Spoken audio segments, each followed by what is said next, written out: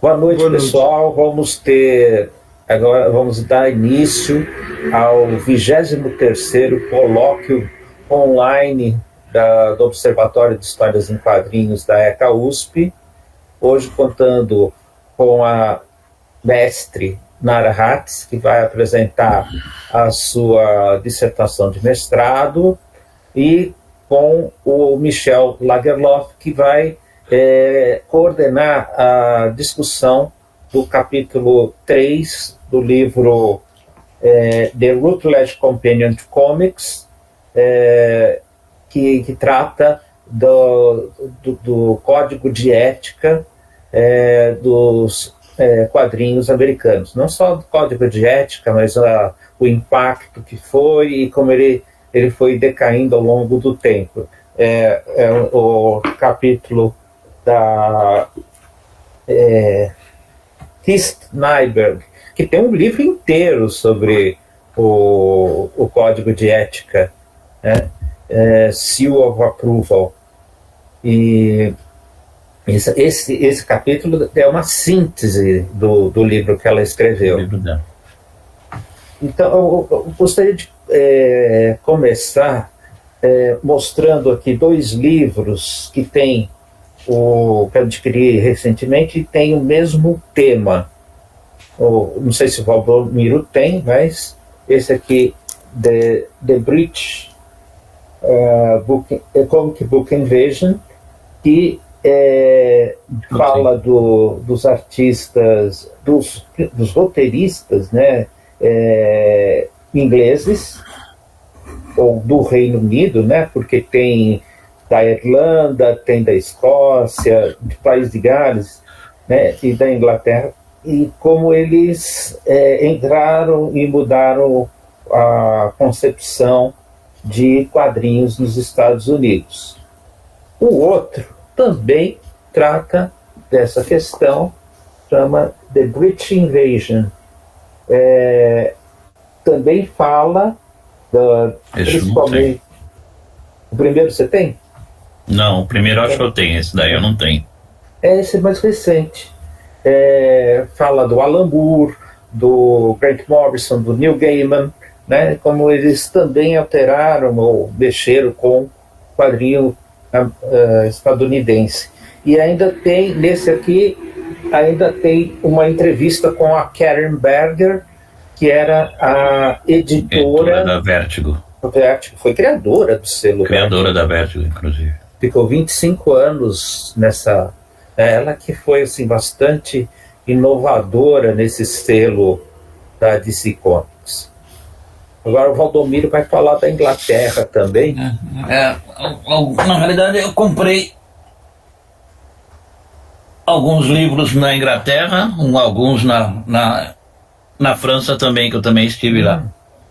Na Inglaterra eu comprei esse daqui, que é o Comics and Graphic Novel, da Julia Round, que é uma pesquisadora de Bournemouth, que é onde mora minha filha. Eu fui até lá onde eu fui visitar.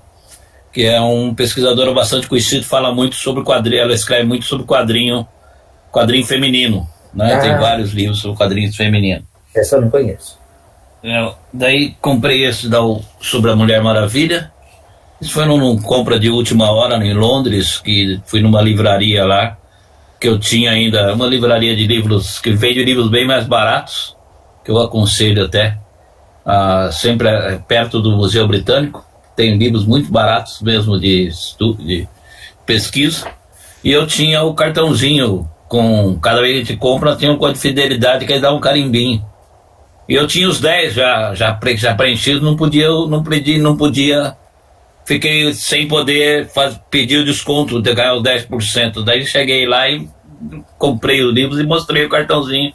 Eu ainda falei pro cara, olha, desculpa, não deu para vir antes porque tem uma pandemia no meio que não me deixou voltar, né? Agora eu consegui. Então eu comprei esse da Wonder Woman, da Mulher Maravilha. e comprei esse do sobre o Batman, que eu não conhecia também, são livros de ponto de estoque, na realidade, eles compram da editora, quando a editora vende, eles compram e vendem bem mais barato. Então, esse aqui de Dark Knight Returns, que é uma ressurgência dos quadrinhos de policiais, digamos assim. E é interessante que eles não devem ter conseguido autorização da DC para reproduzir as imagens, porque só tem uma imagem do Cavaleiro das Trevas, que é o centro da história do livro, né? O resto é tudo imagem de outros quadrinhos. Daí estive na França, esse aqui da Botânica, não, deixa eu pegar, fazer os outros livros. Sobre o Batman tem esse aqui, na realidade eu não comprei agora, que era um livro que a minha filha, que eu já tinha pedido há alguns anos, e tinha ficado na casa da minha filha. Quando ela veio, ela não trouxe, ficou no meio dos livros dela. É um livro do Damien K. Picariello, Politics in Gotham. Então, são vários artigos sobre a Gotham City e sobre o Batman e o... Em francês ou em inglês? Em inglês, esse é em inglês. Daí na França, às vezes a gente dá uma sorte na vida, né? Que nós vamos passar alguns dias, 5 dias eu fui viajar com os meus filhos para a França. Fomos de carro e paramos numa cidade, Saint-Malo, que é bem na fronteira, bem na entrada da França, primeira cidade de onde a gente parou, fomos de navio. E daí deu sorte que eu chegando na cidade, andando por lá, tinha uma feira de livros. Eu fui andar na feira de livros, aí encontrei um cara vendendo vários livros sobre quadrinhos e livros que ele também fazia. E até conversei com o sujeito e acabei descobrindo que o cara era um pesquisador sobre o Hergé.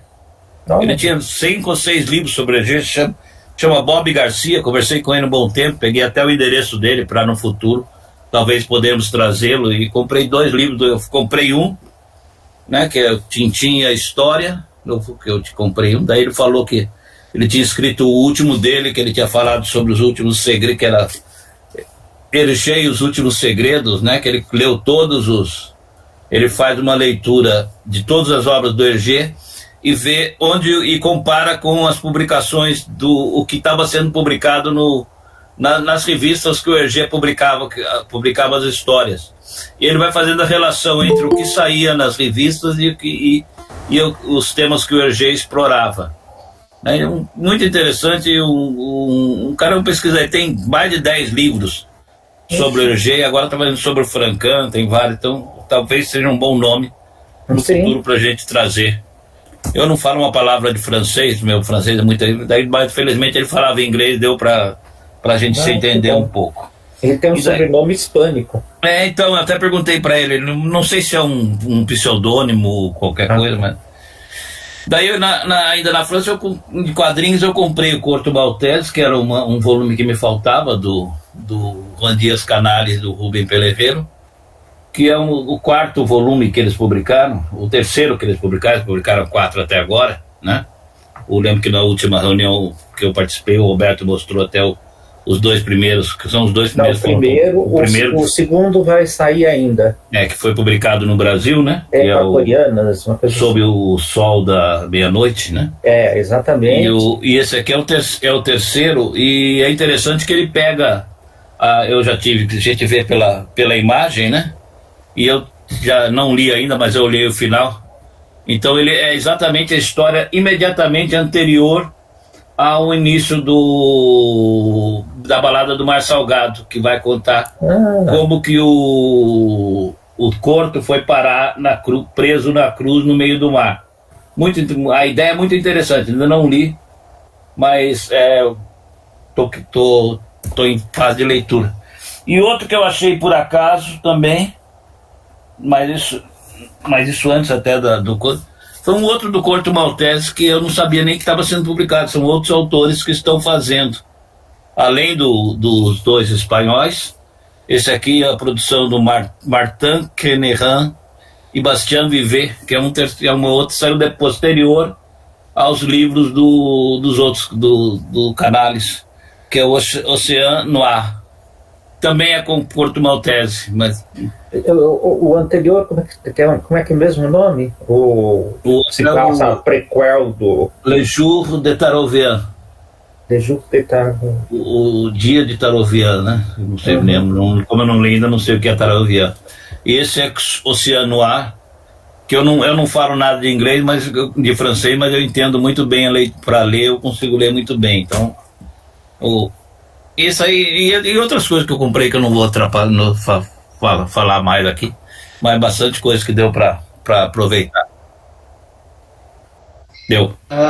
Não sei se vocês chegaram a comentar, é que eu cheguei um pouco atrasado, então peço até desculpas. Esse final de semana tem a Comic Con RS, né, em Canoas, na La Salle, né, e vai ser o primeiro evento assim que eu vou participar também, né. Então, evento grande, assim, eu nunca tinha me envolvido, ainda mais, eu ia mais era como fã. Legal. E conversar com o pessoal e tudo mais, e dessa vez eu vou estar no Arts Valley, né? Então, tipo... Significa que você foi promovido a nerd. Subiu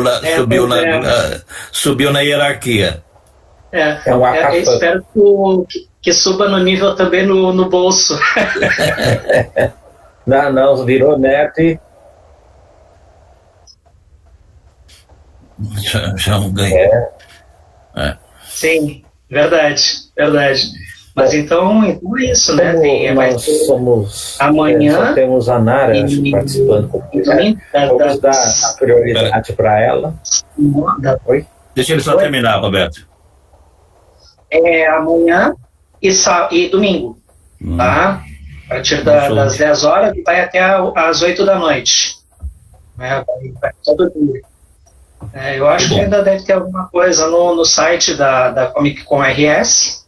Né? Eu vou ver se pego o link ali e mando para vocês. Né? Enfim, se alguém estiver perto daqui, tá? Combinado, eu faço isso. Tá? Então é isso. Obrigado aí, gente. Então, vamos começar com a apresentação da dissertação da Nara. Ok, tá todo mundo me ouvindo? Sim. Ouvindo. E já tá aparecendo a minha apresentação? Sim. E ela tá mudando? Tá. Ok. Eu posso fechar minha câmera para ter uma conexão mais estável, ou vocês preferem que eu fique com a câmera ligada? Pode fechar. Tá bom, então. Pode fechar. Qualquer coisa vocês me falam, tá? Bom, meu nome é Nara Hatz, eu sou bacharela em Comunicação Social, mestre em Letras, Estudos Literários e graduanda em Letras, Tradução. Tudo pela UFJF, aqui de Minas Gerais, a Universidade Federal de Juiz de Fora. O tema da minha dissertação, que eu vim apresentar aqui para vocês hoje, é jornalismo literário no jornalismo em quadrinhos, uma leitura de Pyongyang de Guy Delisle. O Guy Delisle, ele trabalha com animação e ele faz quadrinhos de lugares que ele visita. Ele visita diversos lugares e muitos deles são lugares com questões sociais ou de guerra, porque a esposa dele trabalhava no Médicos Sem Fronteiras, então ele acabava acompanhando ela para cuidar dos filhos. E eram esses lugares com questões. E ele fazia quadrinhos para representar, contar essas histórias. A viagem dele a Pyongyang foi um pouco diferente, porque ele foi para trabalhar. Ele foi pela empresa que ele fazia animações, ele foi cuidar de um setor lá na Coreia do Norte, e ele foi sozinho, e ele ficou 60 dias, se não me engano, lá, e resolveu mostrar. Ele fala em entrevistas que o fato de não poder entrar com câmeras e coisas do tipo foi um dos motivos que fez ele também querer fazer um quadrinho sobre a viagem, e é isso. Vou começar aqui.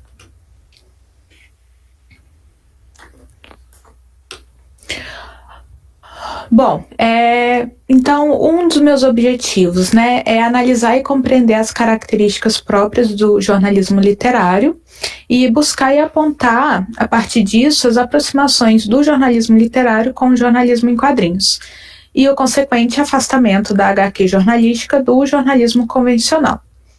Isso eu busquei a partir, então, da leitura e da análise da obra Pyongyang, que é essa HQ não ficcional do quadrinista Gui Delisle, que foi traduzida e lançada aqui no Brasil em 2007. Eu começo apresentando um contexto histórico, geográfico e social do jornal impresso, sobre como ele surgiu e como ele se massificou e acabou se transformando na Europa do século XIX. Ele passou de um produto de informação e também de apoio ao letramento da sociedade para um produto lucrativo, que foi inclusive símbolo do consumismo na época. Essa busca pelo lucro fez com que grandes editores e donos de jornais buscassem transformar os impressos em algo chamativo e que alcançasse inclusive assinantes. A ideia deles era ter bastante assinante para poder circular bastante jornal na rua. Aquela ideia, né, do barato, do caro pagar o barato. E um dos meios encontrados para tornar os jornais mais atrativos foi a criação do folhetim, que a princípio trazia textos de críticas teatrais e literárias, e depois passou a ter um tom romancesco e até mesmo a ser impresso nas capas dos jornais, como eu mostro aqui para vocês. Esse jornal já é brasileiro, né, como dá para perceber, e também trazia o folhetim na capa, porque era um grande atrativo dos jornais na época. O formato e o conteúdo dos jornais europeus, incluindo, claro, os folhetins, como eu acabei de mostrar, passaram a servir de modelo para grande parte do mundo ocidental, incluindo o Brasil e os Estados Unidos. Então, em resumo, os produtos jornalísticos ajudaram na transformação e na identificação de sociedades, indivíduos e comunidades, além de terem sido responsáveis pelo nascimento de outros materiais, como os folhetins, que podem ser considerados o berço do jornalismo literário. Então, depois de compreender esse surgimento, esse contexto histórico, eu passo a analisar o jornalismo literário já como gênero, buscando compreender como que ele é estudado e classificado hoje em dia, aqui no Brasil, principalmente. Aí aqui foi possível concluir algumas coisas sobre esse tipo de escrita, e a mais importante, se eu tivesse que elencar dessa forma, é a necessidade básica da compreensão da ética e da responsabilidade social e cultural que esses textos têm. E, consequentemente, os autores desse texto, sejam eles jornalistas ou não. Isso porque, abrindo um parêntese, essa é uma outra questão que é analisada pelos estudiosos, que é quem é jornalista literário, quem pode escrever um texto desse tipo, qual é a área de formação dessa pessoa e qual que é o papel dele na sociedade. E há um entendimento geral de que qualquer pessoa, de qualquer área, pode escrever um texto assim. Inclusive, há autores que afirmam que devam escrever, que o jornalismo literário ele deve ultrapassar essa barreira do jornalista de formação. E por ser essa questão do jornalista, de qualquer pessoa poder escrever, surge também essa necessidade de delimitar essas questões éticas. Bom, então eu apresento algumas das características consideradas fundamentais ao gênero, a partir da análise de 4 autores, e reúno de modo que dá para notar que há diferenças, mas a base é, de certa forma, bem parecida. Ética, responsabilidade, imersão, aprofundamento na pauta, e aprofundamento na relação com as fontes, autonomia, voz autoral, possibilidade de ficcionalização e subjetividade. Nesse quadro aí eu não vou mostrar tudo porque ele é bem extenso, mas dá para ver que existem, apesar de haver poucas diferenças, tem esses pontos em comum. E dá para ver também como que isso escapa bastante do jornalismo convencional que a gente conhece. Outra coisa analisada por esses pesquisadores é o papel do autor nesse tipo de texto. que ele geralmente ele se insere na narrativa. No meu trabalho, eu consegui notar que isso é considerado uma forma de aproximação com o leitor e também uma tentativa de aumento da confiabilidade do material que a pessoa está produzindo. Então, ainda nesse trabalho, eu vou falar aqui dos modos de publicação, das possibilidades de publicação do jornalismo literário, inclusive falando um pouco também da questão da autopublicação, que ela é muito importante para o jornalismo literário e também para o jornalismo em quadrinhos, como eu vou mostrar daqui a pouco. E também eu já trago uma análise desse pesquisador, o Dutra, que ele aponta semelhanças entre a publicação de um livro-reportagem, que geralmente é a escolha mais comum para a publicação dos textos de jornalismo literário, e as chamadas graphic novels, que geralmente são a escolha do jornalismo em quadrinhos. Então ele faz toda uma analogia mostrando como que um formato se aproxima do outro. E eles são dois tipos de publicação que demandam geralmente um tempo e uma dedicação maior do autor, além de um aprofundamento e uma relação mais íntima com o trabalho em si. Então, entre essas e outras características, dá para ir percebendo aí essas aproximações.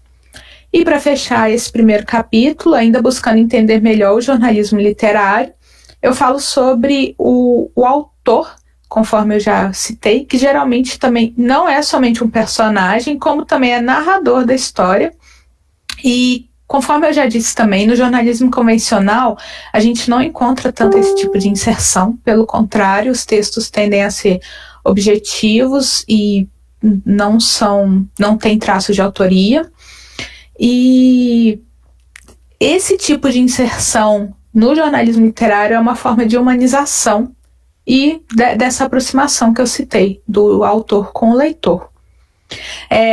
Nessa parte do meu trabalho, eu utilizei algumas análises de âmbito literário, buscando a compreensão do personagem e do narrador na literatura, espaço, local de fala, de onde ele fala, quando ele fala, para depois buscar essa compreensão do personagem e do narrador no jornalismo literário.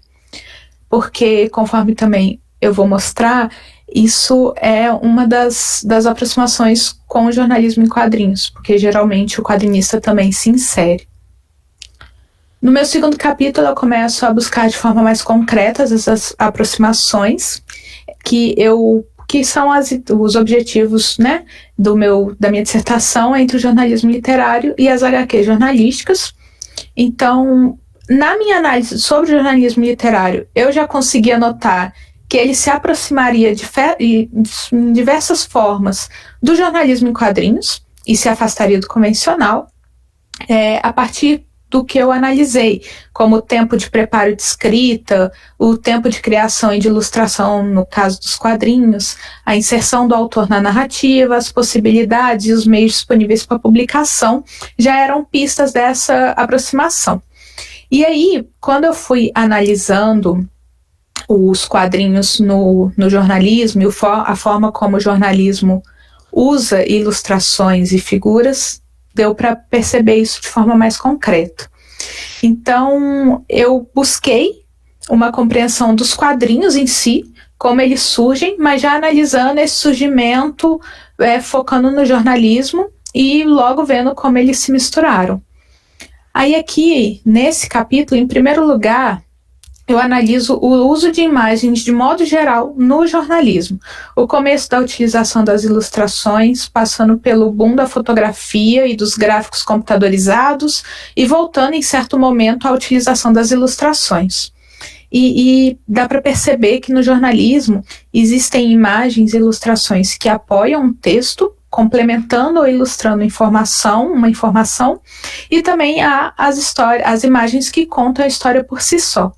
Esse exemplo aqui que eu estou dando, por exemplo, é da revista Realidade, que é um ótimo exemplo para encontrar, um ótimo meio para encontrar exemplos disso, e eles contam ali uma história que é real, que foi contada sob os moldes do jornalismo literário, e fazem uma história em quadrinhos para apoiar, para colocar algumas coisas que não estavam no texto, então ela seria aí uma forma de apoio ao texto. Outra questão que acabou surgindo nesse tópico é a credibilidade do desenho como fonte jornalística.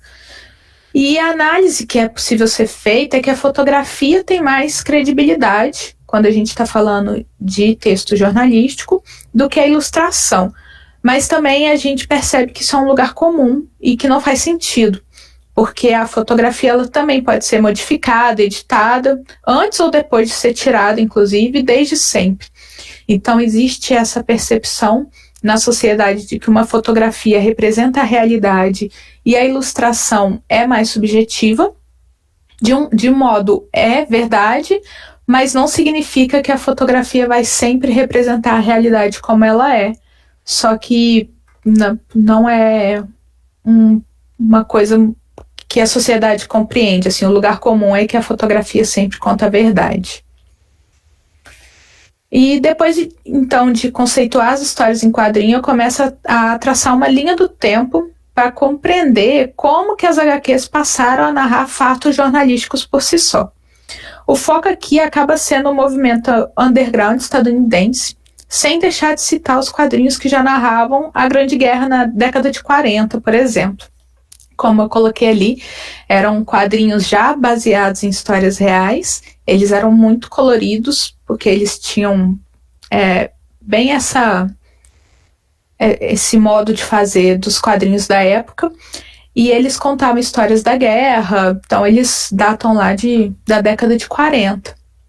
Mas, para além disso, eu vou focar nesses quadrinhos que ganharam espaço da autobiografia, que nesse contexto do underground estadunidense, que fez surgir um contexto de não ficção com um cunho mais pessoal, autobiográfico, e que também começou a colocar o quadrinista na própria história. E na minha pesquisa eu verifico então que esses quadrinhos surgiram e dali surgiram diversos outros tipos. E um exemplo que eu dou é Maus, que ganhou o Pulitzer e que a partir disso ele deu espaço para o jornalismo em quadrinhos surgir de certa forma. O Joe Sacco, por exemplo, que eu cito como precursor, ele foi conseguir se publicar em formato de graphic novel ou em formato de obra não ligada a uma revista ou um jornal, depois que Maus conseguiu esse espaço para os quadrinhos desse gênero. Então, eu chego nesse ponto da minha dissertação já compreendendo o jornalismo literário, o jornalismo em formato de quadrinho e percebendo também essas diversas aproximações entre eles. A subjetividade que o jornalismo literário permite ao autor, o uso de analogias de contexto ficcional, a inserção do autor, novamente, e a demonstração explícita das suas marcas autorais.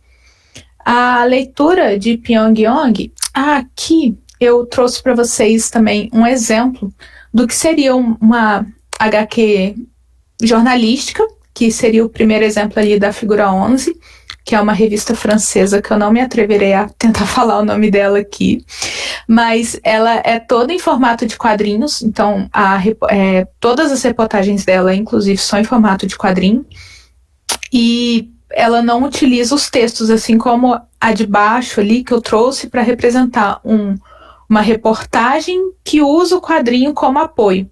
Tem essas diferenças, e eu trouxe aqui para ilustrar para vocês entenderem. Aí aqui, nesse ponto, eu começo, então, a analisar a obra, a Pyongyang, do Guy Delisle, e sob um viés jornalístico.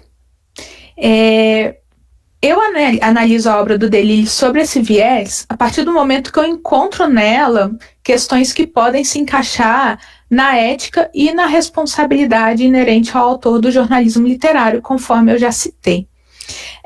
Ele nem precisa ser jornalista, então também se encaixa nessa questão, porque o Guy Delisle não é jornalista, mas a partir do momento que ele passa a informar, ele passa a narrar uma cidade, um país, uma cultura, ainda mais vindo de um país tão fechado para o resto do mundo, e ele coleta dados, números e faz, de certa forma, análise histórica, social e cultural.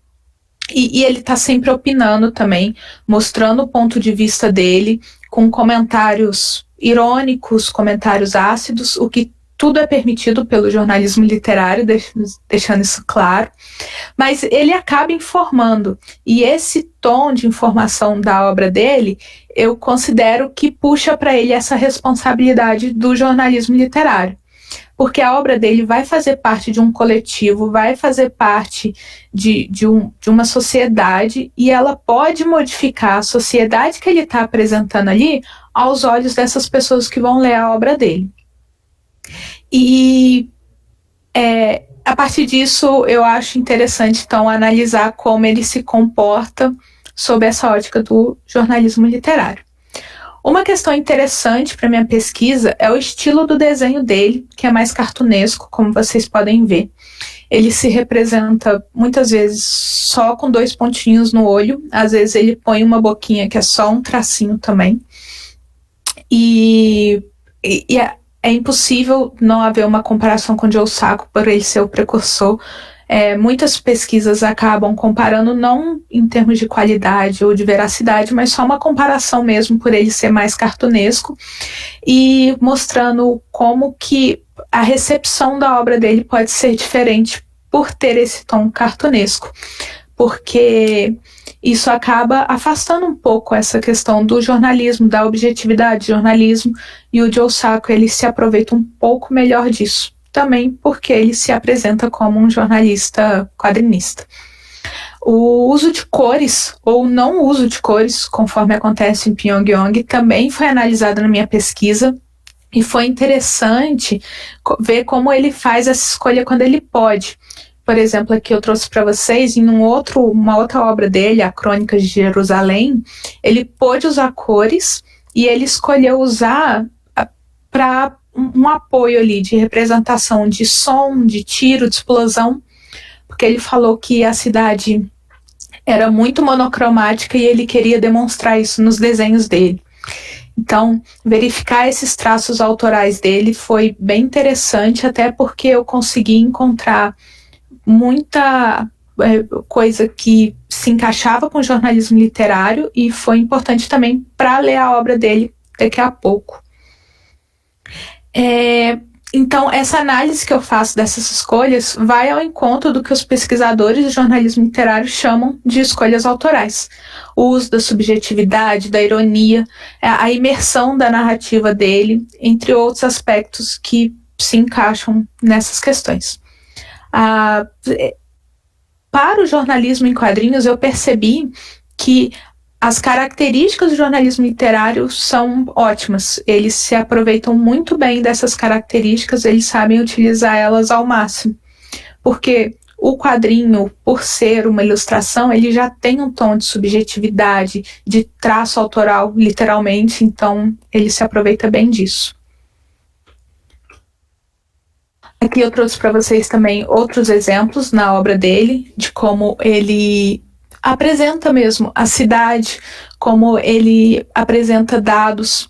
Ali, por exemplo, na figura de baixo, ele vai falar como que é a distribuição de porção de alimento do governo. Então, ele utiliza ali o gráfico, e também é muito importante entender isso, que ele está informando, ele está falando algo ali que ele passa a ser a fonte de informação daquilo. Você vai ler aquilo, se você não tiver outro interesse de pesquisar, de saber quão verdade é, ou enfim, você vai passar essa informação para frente. Então isso é informar, isso é um trabalho que tem um tom jornalístico.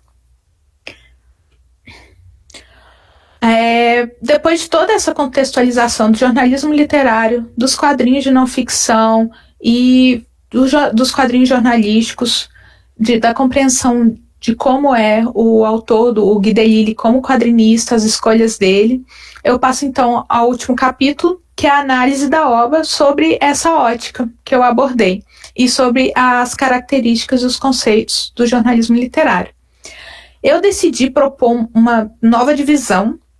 Ela é baseada totalmente naquele quadro que eu apresentei, os quatro pesquisadores de jornalismo literário, e só que eu busquei aproximar isso aos conceitos dos quadrinhos. Eu propus, então, essa subdivisão entre as características de autoria, de narrativa, de meio e de jornalismo. A ideia desses setores é que não haja um setor mais ou menos importante e nem que eles tenham que vir um antes do outro. Eles se mesclam, eles se modificam, eu vou mostrar isso melhor. E eu fiz essa análise, obviamente, sobre Pyongyang, que é o que eu vou mostrar aqui. Eu comecei pelo setor da autoria, simplesmente por entender que existem algumas questões que surgem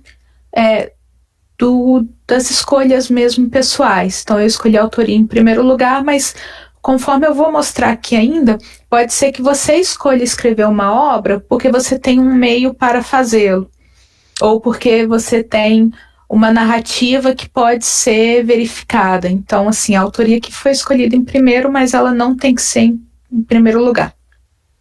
E aí eu busquei ler Pyongyang sob essa ótica da representação do autor e dos seus personagens, a sua inserção e até mesmo como ele representa a cidade e o país através das paisagens. Conforme vocês podem ver ali na figura da esquerda, todos os traços dele são cartunescos, até mesmo das fontes dos outros personagens, mas claramente há um pouco mais de detalhamento quando comparado a ele mesmo, que é o terceiro. Então ele consegue detalhar, ainda mantendo esse conceito do cartoon, mas ele consegue detalhar mais, trazer mais atenção nossa para as fontes dele do que para ele mesmo. E o mesmo acontece nas paisagens.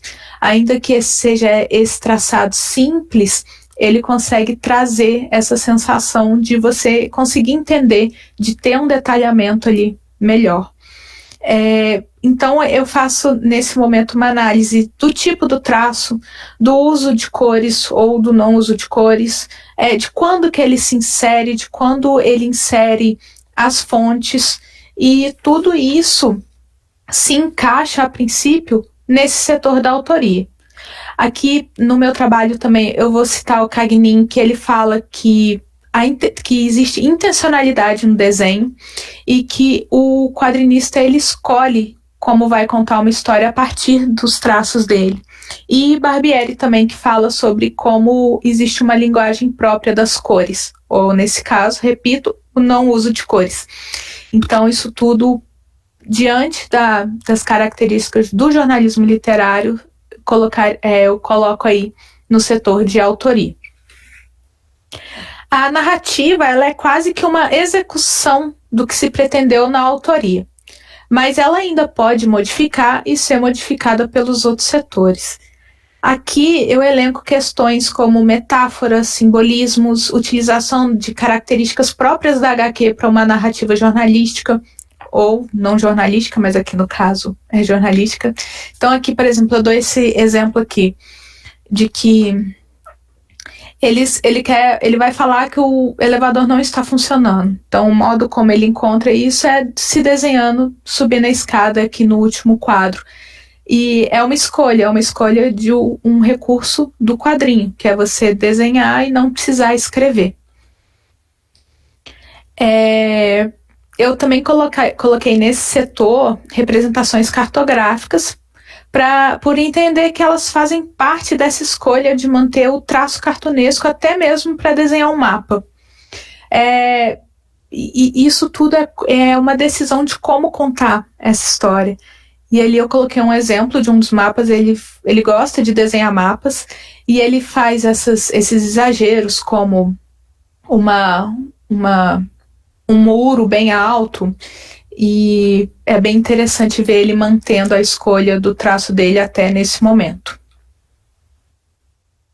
No setor de jornalismo, eu analiso a HQ Pyongyang sobre uma ótica mais prática do jornalismo como profissão, que é informar.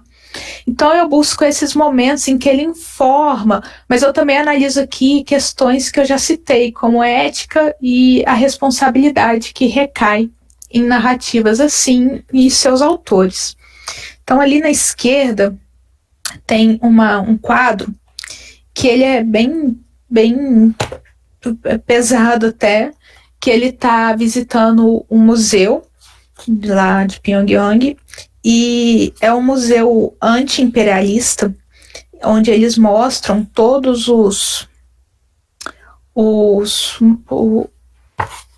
as torturas e o modo como os norte-americanos tratavam os norte-coreanos. E ela a guia do museu vai falando sobre essas torturas, e ele desenha aquele quadro ali falando: nossa guia é belíssima, e ouvindo-a descrever todas essas torturas, fico imaginando algumas que eu poderia infligir a ela.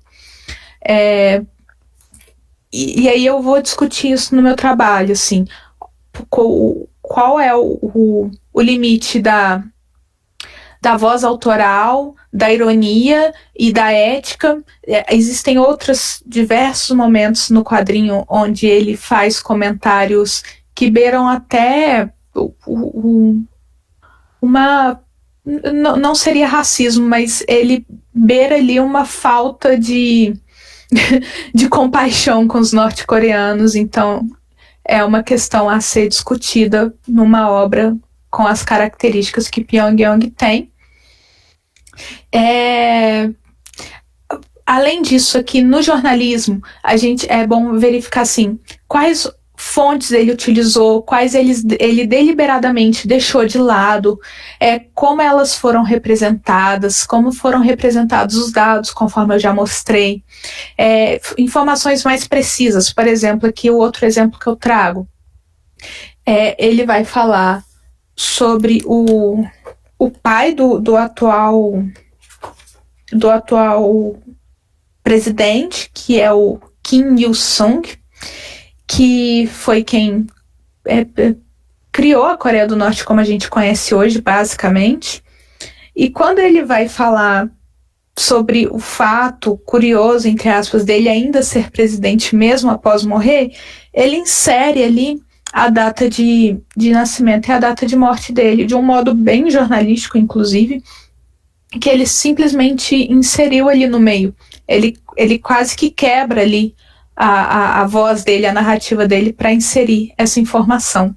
Então, claramente, ali houve uma intencionalidade de inserir uma informação que aqui eu considero jornalística.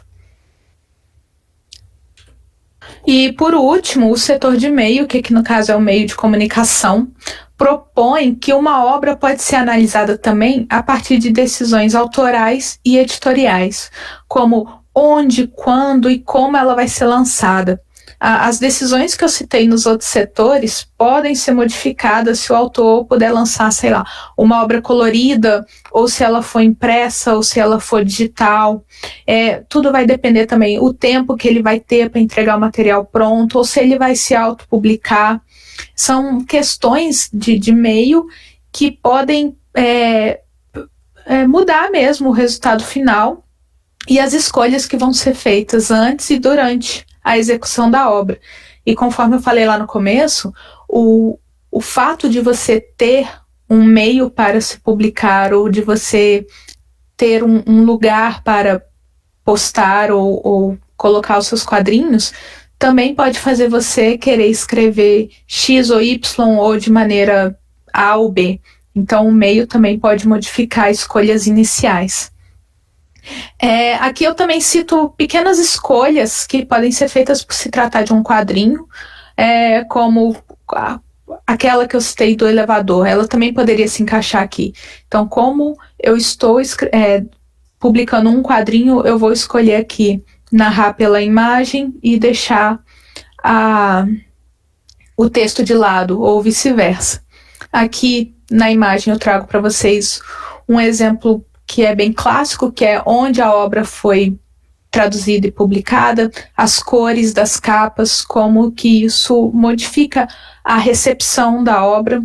Por exemplo, ela, em todos os lugares que eu coloquei que ela tem essa cor azul, verde, um pouco mais neutra, e na Ucrânia, que ela foi lançada em 2020, ela já traz essas cores bem mais pesadas, e isso pode modificar, na verdade, a recepção da obra. Bom, no final da pesquisa eu consegui demonstrar a aproximação que eu havia sugerido no começo, demonstrando como que o jornalismo em quadrinhos se aproxima do jornalismo literário, e eu acabei também conseguindo demonstrar essa pluralidade e possibilidade, tanto dos quadrinhos quanto do jornalismo literário.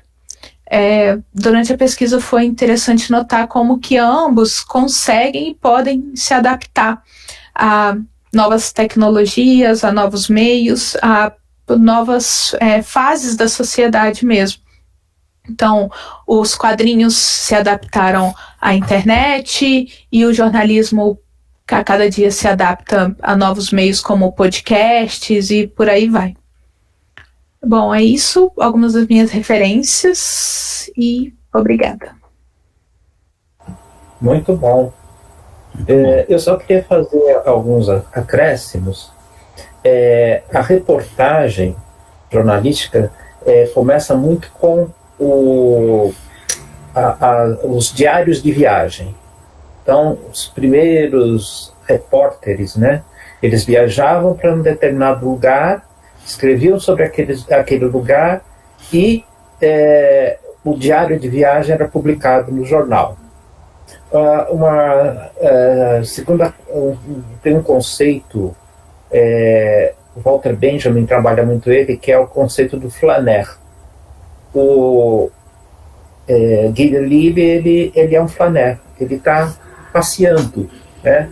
Então, você citou Jerusalém, e tem um momento nessa história em que ele vai para a faixa de Gaza, ele compra alguns produtos, está voltando para Israel, e de repente tem o maior tiroteio, e ele fica preocupado com as mercadorias que ele comprou.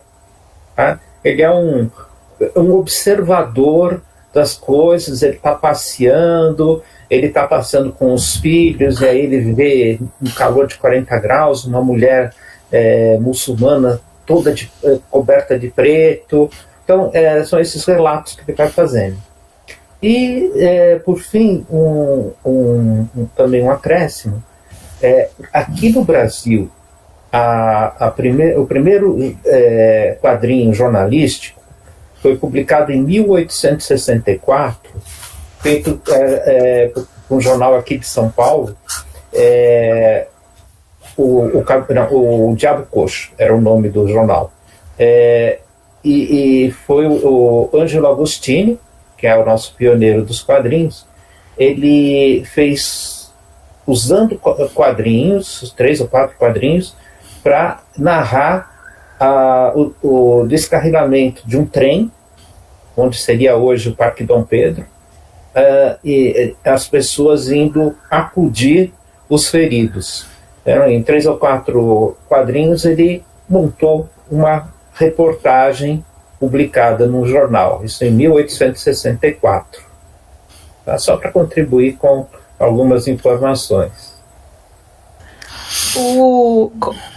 Complementando aí o que você falou, Lima, que é um dos autores que eu uso, que ele é um dos principais aqui de jornalismo literário aqui do Brasil, quando ele vai falar do livro-reportagem como forma de publicação, ele tem a subdivisão do livro-reportagem-viagem. Então, realmente, é tudo bem, eles se misturam bastante, né? Esses tipos de publicação, e é bem interessante ver como que a característica de um modifica o outro e vice-versa. E eu acho que é interessante também, Roberto, você vê que o jornalismo literário, além de ser uma evolução do jornalismo, ele também é um retorno às origens, né? Que pega a ideia da viagem, né? Basicamente, quase todos que a Nara mencionou são deslocamentos de viagem, né? Todos os livros do como chama ele? Do Guy Delisle são relatos de viagem, se você parar para pensar, né? E os outros todos, como chamou também, que eu tô ficando velho, do Joe Sacco. Do Joe Sacco também são relatos de viagem, né? Então também há um retorno às origens, ao mesmo tempo uma evolução. Né, eu queria também aproveitar o momento que está falando sobre jornalismo literário. Eu queria me penitenciar, e eu me penitencio para Nara sobre uma infeliz manifestação minha sobre o jornalismo literário, na última vez que alguém aqui foi convidado para falar nos nossos colóquios sobre jornalismo literário. Foi muitos anos atrás, não sei se o Roberto lembra, um aluno que tinha feito um TCC sobre jornalismo literário, relacionando jornalismo literário e quadrinhos, e ele fez uma apresentação muito entusiasmado com o jornalismo literário, e no final eu fiz uma observação de muito mau gosto, que era uma brincadeira, mas que ele ficou muito ofendido, e eu depois não consegui nem falar, porque ele nunca mais apareceu. Eu não consegui nem pedir desculpar, porque na época eu falei para ele, então você acha, a gente pode concluir que jornalismo literário é um jornalismo metido a besta.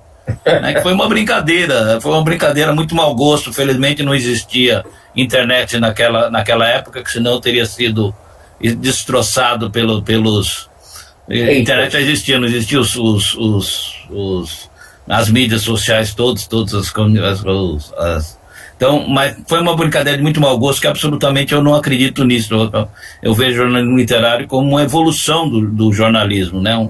Uma especialização, uma evolução do jornalismo, trazendo ao jornalismo vários elementos que fazem falta normalmente, que são aqueles que a Nara tão brilhantemente mostrou para nós aqui, a questão do subjetivismo, a questão da participação do jornalista no próprio evento e tal, e essa relação toda. Então eu queria me penitenciar. Eu me penitencio com você, como eu não posso me penitenciar com o rapaz que fez a apresentação naquela época, dessa falha que eu cometi há tantos anos atrás. Hoje, felizmente, eu estou um pouco mais velho, espero que um pouco mais sábio, e posso ver que realmente a grande contribuição que o jornalismo literário traz para a sociedade, e ainda mais quando se aproxima das histórias em quadrinhos. Eu acho que é uma aproximação muito feliz, né, entre uma forma narrativa que tem tudo para trazer uma visão da realidade muito mais próxima daquilo que as pessoas vivem, e um meio de narrativo que é muito forte nesse sentido, que é a história em quadrinho. Então acho que é uma especialização do jornalismo que vem muito bem, que se desenvolveu muito bem, que trouxe realmente, por sua vez, uma evolução à própria história em quadrinhos, que ganhou muito com essa aproximação. Eu acho que a grande ganhadora nesse sentido foi a nossa história em quadrinhos, porque realmente possibilitaram ampliar muito mais o seu enfoque. Então, queria me penitenciar de público por essa grande falha que eu cometi há tantos anos atrás, que provavelmente o rapaz talvez nem lembre mais, mas eu continuo me lembrando sempre, e sempre me pensando que eu poderia ter ficado calado. Foi um momento que eu perdi uma grande oportunidade de ficar com a boca fechada, né? Mas isso eu não aprendo, eu continuo falando besteira até hoje. Então, mas parabéns, Nara, pelo trabalho e pelo enfoque que você deu. Gostei muito da sua pesquisa. Muito obrigada. E complementando o que vocês falaram sobre o jornalismo literário ajudar um pouco a voltar nessa questão da viagem, tem também outras questões. Por exemplo, na minha pesquisa eu leio um pesquisador chamado Beltrão, que ele é da década de 60. Vocês com certeza conhecem. Só que acaba que, se a gente for pensar no jornalismo hoje, ele ficou datado, porque ele pega bastante. Quando ele escreve, a gente está no começo, no boom da Guerra Fria, começando a adaptar o jornalismo àqueles moldes norte-americanos. E quando você lê o que ele chamava de jornalismo, é basicamente o que o jornalismo literário permite. Então ele fala que o jornalista pode opinar, o jornalista ele deve editar o que ele vai escrever, no sentido de transformar aquilo. Pra gente é quase um absurdo, mas quando você percebe que o trabalho dele se chama filosofia do jornalismo, quando você percebe o que está por trás disso, você percebe que o jornalismo literário ele só volta com essas raízes. Então é bem interessante pensar nesse aspecto também. O jornalismo literário nos anos 50 nos Estados Unidos deu para o jornalista, ou jornalista / escritor, uma liberdade muito grande, né? E hoje a gente pode fazer uma distinção. Você tem o jornalismo do cotidiano, eu fiz isso muito, que é aquele buraco de rua, terreno baldio e tal, e a reportagem. A reportagem, que tem muitas pessoas envolvidas, muitas fontes, diversas abordagens, ela se adapta melhor ao jornalismo literário. Tem 2 perguntas aqui para você, que é o seguinte: por que você escolheu quadrinhos? E se você vê hoje em dia o uso do quadrinho no jornalismo? Ainda tem? São as 2 perguntas que vieram aqui. Eu escolhi, eu estava até falando aqui, que eu achei interessante mostrar essa capacidade mesmo de adaptação. Então, se você pegar o jornalismo literário, que ele sai do meramente escrito, e ele consegue se adaptar para os quadrinhos, e também o contrário. Eu quis mostrar como que o quadrinho também pode ser considerado uma peça informativa, porque infelizmente ainda é difícil para as pessoas entenderem que isso é possível. E hoje em dia, sobre a segunda pergunta, eu acho que com a questão da internet, dos portais de notícia e também com as redes sociais, onde as pessoas podem se autopublicar também, eu acho que essa questão do quadrinho está sendo bastante utilizada. Eu acho que nem sempre é um quadrinho jornalístico, mas às vezes é um quadrinho de apoio ao texto jornalístico, conforme eu mostrei que há uma pequena diferença. Uhum. Mas o que é muito legal, você conseguir trazer a ilustração de novo para o jornalismo, você conseguir vencer essa subjetividade, porque a ilustração é subjetiva. É uma das características dela.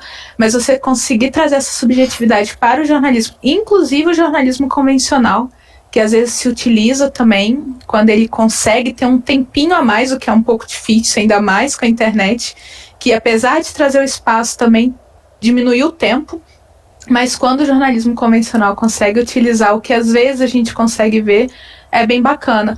Outro dia mesmo, eu não vou me lembrar qual era, mas saiu uma reportagem em quadrinhos na Piauí. Então, sim. Piauí de vez em quando faz isso. Eles conseguem porque eles têm um tempo bem maior, né? Mas o quadrinho tá aí, eles estão sendo utilizados e eu acho que bem utilizados. Legal. Vamos só acrescentar uma coisa. O Gui Delisle, além dessas crônicas de Jerusalém, Birmania, ele fez uma série de livros, Como Ser um Mau Pai. Ele conta o que não se deve fazer ao criar os filhos. E ele tem um chamado Crônicas da Juventude, que foi publicado no Brasil pela editora Zarabatana, que ele conta a passagem da adolescência para a vida adulta, quando ele trabalhou numa fábrica de papel lá no Canadá. Tá? Então, são livrinhos que não têm essa questão da viagem, do relato de viagem. Tá? Mas ele é mais conhecido, sem dúvida, por essas duas. Por essas várias crônicas de viagem que ele fez. E no início da carreira dele tem livros, quadrinhos de ficção também, porque todos esses são não ficção, mas ele também escrevia uns de ficção, só que não, acho que não tem no Brasil, tudo em francês mesmo. Ele publicou no Canadá, e esses dos relatos de viagem ele publicou na França, que deu bastante exposição para ele. Inclusive essa revista que quando a Nara falou de uma revista que é sobre jornalismo literário, sobre jornalismo em quadrinhos. Eu não me lembro o título que você quis fazer. A francesa? A francesa. Eu não falei eu não me... Deixa eu procurar aqui o título, que aí eu te mostro, peraí. Porque ela continua sendo publicada até hoje. Ela é uma revista, acho que, Sim. Não sei com que periodicidade. Eu estive na feira que eu estive na França agora, ela estava sendo exposta até. Eu cheguei a folhear várias delas. Revue Dessinée. Revue Dessinée. Então tinha vários volumes lá. Eu fiquei tentado a comprar, mas estava muito peso na mala. Acabei não vou resistir um pouquinho mais, né? Então eu consegui existindo, mas pareceu uma revista muito boa, acho que vale a pena conhecer. Então, não sei se ela está disponível pela internet ou não, se a gente consegue por outro assunto, mas é uma que eu pretendo no futuro conhecer mais de perto. Vale a pena. Para você ver como que o jornalismo em quadrinhos se sofisticou a ponto de ter uma revista, né? Uma revista impressa com regularidade, apenas com esse conteúdo, né? Normalmente se tinha sobre cinema, né? Legal. Então, agradecendo a Nara. Muito obrigado.